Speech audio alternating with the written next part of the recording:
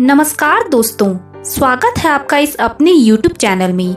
दोस्तों, वेद, स्मृति और पुराणों के अनुसार आत्मा की गति और उसके किसी लोक में पहुंचने का वर्णन अलग अलग मिलता है। हाँ, हम पौराणिक मत को जानेंगे, लेकिन पहले संक्षिप्त में वैदिक मत भी जान लें, जो कि गति के संदर्भ में है। वैदिक ग्रंथ के अनुसार आत्मा 5 तरह के कोष में रहती है: अन्नमय, प्राणमय, मनोमय, विज्ञानमय और आनंदमय। इन्हीं कोषों में रहकर आत्मा जब शरीर छोड़ती है तो मुख्य तौर पर उसकी 3 तरह की गतियां होती हैं। पहला ऊर्ध्व गति, दूसरा स्थिर गति और तीसरा अधोगति। इसे ही अगति और गति में विभाजित किया गया है। तो आइए दोस्तों, जानते हैं इन गतियों के बारे में विस्तार से। लेकिन उससे पहले दोस्तों, अगर आपने इस चैनल को अभी तक सब्सक्राइब नहीं किया है तो चैनल को सब्सक्राइब जरूर कर लें, और अगर वीडियो अच्छी लगे तो लाइक करना बिल्कुल भी ना भूलें। पहला है ऊर्ध्व गति। इस गति के अंतर्गत व्यक्ति ऊपर के लोक की यात्रा करता है।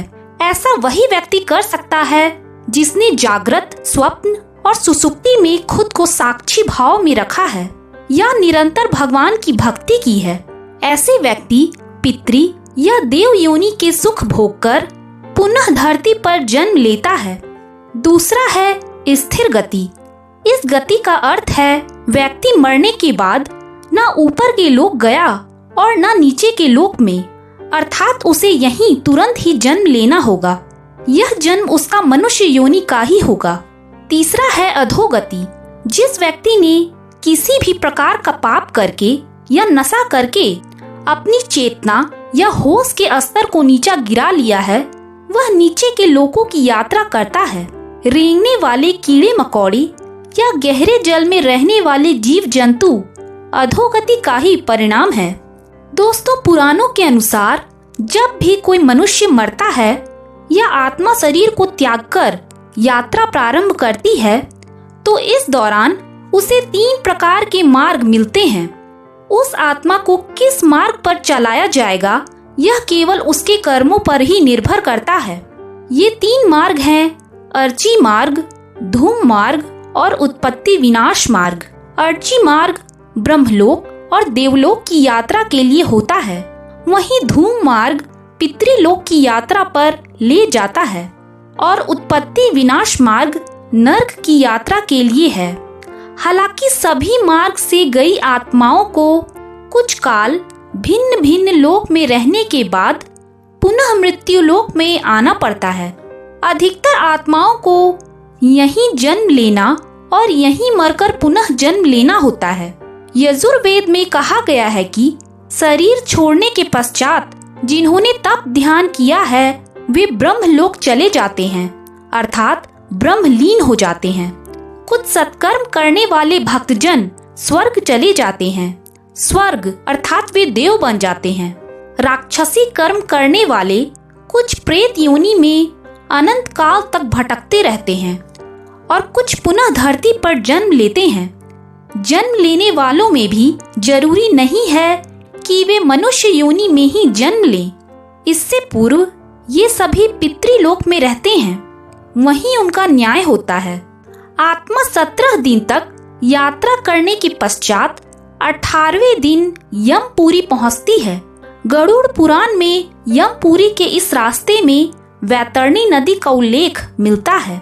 वैतरणी नदी विष्ठा और रक्त से भरी हुई है। जिसने गाय को दान किया है वह इस वैतरणी नदी को आसानी से पार कर यमलोक पहुंच जाता है, अन्यथा इस नदी में वे डूबते रहते हैं और यमदूत उन्हें निकाल कर धक्का देते रहते हैं। यमपुरी पहुंचने के बाद आत्मा पुष्पोदका नामक एक और नदी के पास पहुंच जाती है, जिसका जल स्वच्छ होता है और उसमें कमल के फूल खिले रहते हैं। इसी नदी के किनारे छायादार बड़ का एक वृक्ष है, जहां आत्मा थोड़ी देर विश्राम करती है। यहीं पर उसे उसके पुत्रों या परिजनों द्वारा किए गए पिंडदान और तर्पण का भोजन मिलता है, जिससे उनमें पुनः शक्ति का संचार हो जाता है। यमलोक के 4 द्वार हैं।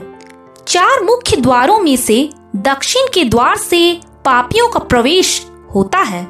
यम नियम का पालन नहीं करने वाले निश्चित ही इस द्वार में प्रवेश करके कम से कम 100 वर्षों तक कष्ट झेलते हैं।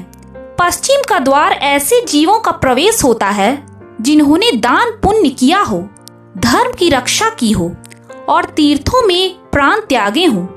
उत्तर के द्वार से वही आत्मा प्रवेश करती है जिसने जीवन में माता पिता की खूब सेवा की हो, हमेशा सत्य बोलता रहा हो और हमेशा मन वचन और कर्म से अहिंसक हो।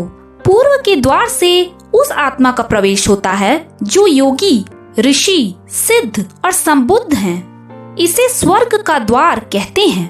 इस द्वार में प्रवेश करते ही आत्मा का गंधर्व, देव, अप्सराएं स्वागत करती हैं। माना जाता है कि जब कोई व्यक्ति मरता है तो सबसे पहले वह गहरी नींद के हालात में ऊपर उठने लगता है। जब आंखें खुलती है तो वह स्वयं की स्थिति को समझ नहीं पाता है। कुछ जो होशवान हैं वे समझ जाते हैं। मरने के 12 दिन के बाद यमलोक के लिए उसकी यात्रा शुरू होती है। वह हवा में स्वतः ही उठता जाता है। जहाँ रुकावट होती है वहीं उसे यमदूत नजर आते हैं जो उसे ऊपर की ओर गमन कराते हैं। आत्माओं के मरने की दिशा उसके कर्म और मरने की तिथि के अनुसार तय होती है।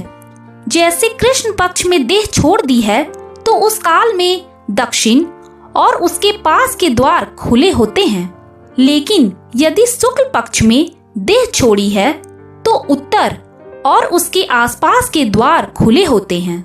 लेकिन तब कोई नियम काम नहीं करता यदि व्यक्ति पाप से भरा हो। शुक्ल पक्ष में मरकर भी वह दक्षिण दिशा में गमन करता है। इसके अलावा उत्तरायण और दक्षिणायन का सबसे अधिक महत्व होता है।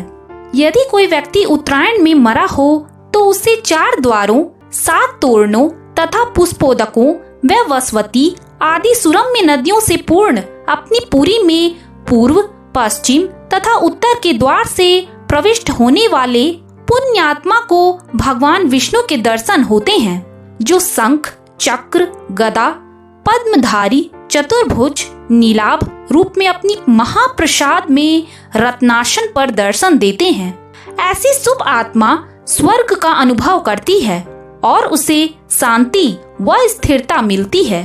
स्वर्ग में रहने के पश्चात वह किसी अच्छे समय में पुनः अच्छे कुल और स्थान में जन्म लेती है। ये सारे फायदे तब मिलते हैं जब कोई इंसान उत्तरायण में मरा हो।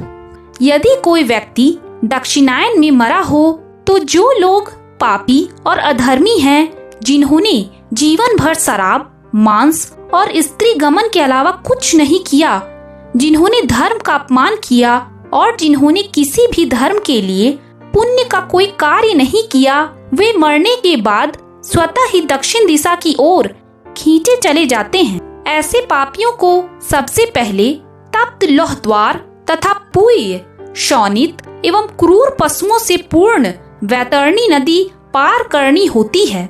ये सब तब होता है जब कोई व्यक्ति दक्षिणायन में मरा हो। नदी पार करने के बाद दक्षिण द्वार से भीतर आने पर वे अत्यंत विस्तीर्ण सरोवरों के समान नेत्र वाले, धूम्रवर्ण प्रलय मेघ के समान गर्जन करने वाले, ज्वालामय रोमधारी, बड़े तीक्ष्ण प्रज्वलित दंत युक्त, संडसी जैसे नखों वाले, चर्म वस्त्रधारी, कुटिल भ्रिकुटी, भयंकरतम वेश में यमराज को देखते हैं। वहाँ घोरतर पशु तथा यमदूत उपस्थित मिलते हैं। यमराज हमसे सदा शुभ कर्म की आशा करते हैं, लेकिन जब कोई ऐसा नहीं कर पाता है तो भयानक दंड द्वारा जीव को शुद्ध करना ही इनके लोक का मुख्य कार्य है।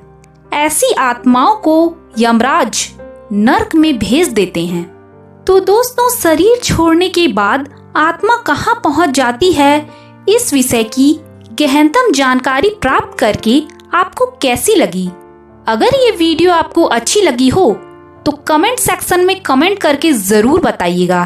धन्यवाद।